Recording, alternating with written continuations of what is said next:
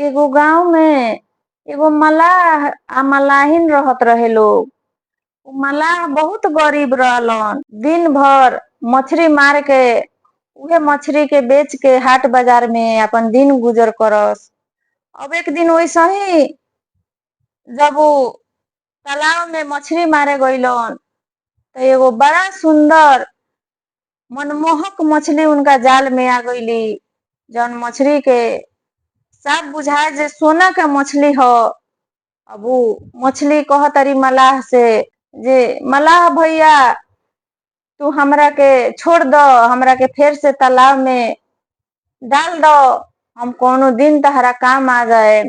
तू हमरा के मत मारो, मत अपना घरे ले जा, मत हमरा के बेचे ले जा। हमरा के तू फिर से तालाब में डाल दो। हम कोनो दिन तहरा जरूरत पड़ी तो हम तहरा कामे लग जाए। अब मलाह का कइलन जे उनकरा के छोड़ देलन, उनकरा के फिर पानी में डाल देलन। आ वहां से छोट छोट जौन मछली मरले रहलन उ मछली लेके घरे चल गइलन। घरे जाके अपना पत्नी से कहतारन जे आज जाल में एगो बहुत सुंदर मछली फंसल रही हो। जौन मछली साफ सोना जैसन बहुत मनमोहक बहुत सुंदर मछली रहलो। उ दोसर ही रूप के मछली रहलो। अब उनकर पत्नी जौन रही मलाहिन बहुत गुस्सा कैली, बहुत खिसियली जो वैसन मछली तारा छोड़ के ना आवे के चाही। जा तू वो मछली से अपना खातिर एगो सुंदर घर मांग के आवो। जब वो मछली वैसन मनमोहक आ कहली है जे हम तहरा कोनो काम लग जाए तो तू जाओ मछली से जाके अपना खातिर एगो सुंदर घर मांग के आवो। अब पत्नी के कहला में मलाह फिर गइलन उ तालाब के उ समुंदर के किनारे। जाके कहतारन ए सुंदर मछली तू बाहर निकलो, तू बाहर निकलो। हमरा कुछ चाही तहरा से। हमर पत्नी हमरा के वापस भेजली हो। हमर मलाहिन कहली हो जे जाके तहरा से कुछ मांग के आवे के। अब वो मछली मलाह के जब आवाज सुनली तो बाहर अइली। बाहर अइली तो कहली मलाह से जे कह तहरा का चाही। तब वो मलाह कहतारन जे हमर पत्नी कहली हो जे हमरा सुंदर एगो घर चाही। तो मछली कहली जे ठीक बा, जा तोहर इच्छा पूरा होई, एकदम तोहर तू जौन चाहता रह उहे होई। अब वहां से मलाह चल गइलन। जब मलाह गइलन जातारन अपना घरे तो देखतारन जहाँ उनकर झोपड़ी रहे वहां एगो बहुत सुंदर घर बन गई रहे। उ घर में उनकर मलाहिन दुआरी पर खड़िया के उनकर इंतजार करत रही।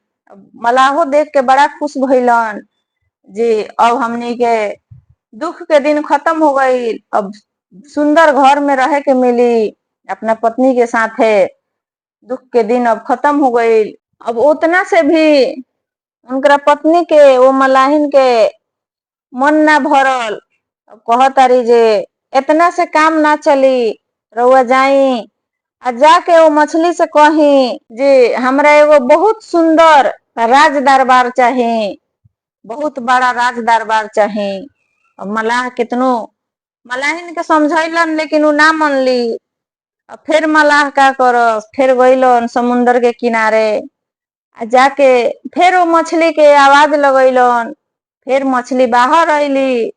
बाहर अइली तो कहलन जे हमरा पत्नी के एगो बहुत बड़ा राज दरबार चाही।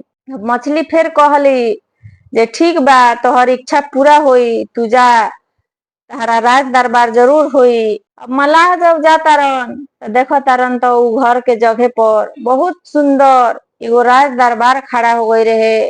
ओमे कौन चीज ना रहे, हर सुख सुविधा दुनिया के हर चीज वो राज दरबार में रहे। अब फिर कुछ दिन बीतल, फिर कुछ दिन 2-4-10 दिन खुशी से घर में रहे लागल लोग। फिर मलाहिन के मन में लालच आइल तो कहतारी जे रउआ जाई आ जाके उ मछली से कही जे हमरा रानी बने के बा, हमरा रानी के औधा चाही, हमरा रानी के रूप रंग चाही। अब फिर मलाह गइलन तो मछली के आवाज लगैलन। फिर मछली बाहर अइली। बाहर अइली तो कहली जे बोला अब का चाही। तब मलाह कहतरन जे हमर मलाहिन कहली हो जे हमरा रानी के औधा चाही, हमरा रानी बन जाए के चाही, हमरा राजा बन जाए के चाही। अब मछली कहली जे ठीक बा जा, तोहर इहो इच्छा पूरा होई। अब मलाह जब जातारन देखो तारन राज दरबार में एकदम मलाहिन एगो रानी के वेशभूषा में, रंग रूप में, चारों ओर से दरबारी सिपाही सारा खटल बा।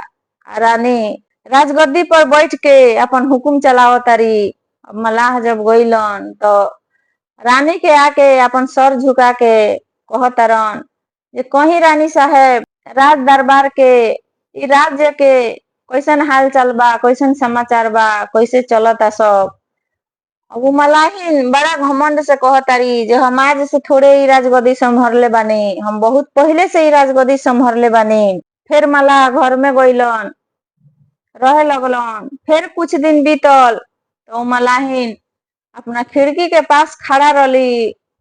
तले सूरज भगवान पूर्व से पश्चिम के ओर डूबत रहनी। तो देखो तारी तो कह तारी, सोचो तारी मन में जे सूरज भगवान बिना हमरा से पूछले इ पूर्व से पश्चिम जाता रहन, इनकरो पर हमर हुकुम चले के चाही। और फिर जाके मलाह से कह तारी जे रउआ जाई आ फिर मछली से रउआ कहीं जाके जे हमर हुकूमत हवा पानी सब पर हमर हुकूमत चले के चाही। सूरज भगवान भी हम कहीं तो डूबस, कहीं तो उगस। अब मलाह बहुत मना कैलन, बहुत समझैलन जे ई कैसे हो सकता जे हवा पानी आई सूरज भगवान तारा बस में रहियन। लेकिन उ मलाहिन ना मनली।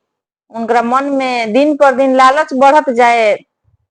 उनका ना मानला पर फिर मलाह गइलन। फिर समुंदर के किनारे जाके कहतरन, मछली के आवाज लगावतरन जे ए बहिन बाहर आवो। मछली बाहर आईली तो परीक्षा पूरा करत करत उहो थक गई रही। कहतारी जे बोलो अब का चाही, अब तोहर पत्नी कथी मंगली हो, कथी ला भेजली हो। मलाह कहतारन जे हमर पत्नी कहली हो जे हवा पानी आ सूरज भगवान पर इ सब जीव जंतु पर हर चीज पर हमर हुकूमत चले के चाही। अब मछली खिसिया के क्रोध में कहतारी जे ठीक बा जा, तोहर इहो इच्छा पूरा होई। अब वो कहली तले इतना ज्यादा धरती पर गर्जन हवा हुरी एकदम हवा हुकर सब बहे लागल। एकदम लागल जे भूकंप आ गइल धरती पर। अब वहां से मलाह जब घरे जाता रहन अपना तो देखो तारन जे सारा राज दरबार सब कुछ खत्म हो गई रहे। आ उहे पहिलका झोपड़ी उनकर हो गई रहे। आ उहे मलाहिन फिर से अपना पहिलका रूप में जंगे पहले रहली वही दुआरी पर बैठ के एकदम मन मार के बैठा रहली। अब मलाह गइलन तो उनकरा के देख के आ अपन झोपड़ी देख के मने मन मुस्काए लगलन जे सब मलाहिन के लोभ के कारण हो, लालच के कारण हो। इतना कुछ भइला के बाद भी इनकर मन ना भरत रहलक हुए। दिन पर दिन इनकर लालच बढ़ते जात रहलक हुए। वही से आज सब चीज हो के भी फिर पहिल के रूप रंग में भगवान कर देनी या मछली कर देली। मलाह के तनको दुख ना भई, उ मने मन मुस्कात घर में गइलन। वही से कहल जाला जे आदमी के मन में लालच ना करे के चाही। जितना रहे उतने में अपन गुजर सफर करे के चाही। जितना मिल जाए उतना में खुश रहे के चाही। लालच इंसान के कभी ना करे के चाही। लालच बहुत बुरा चीज है।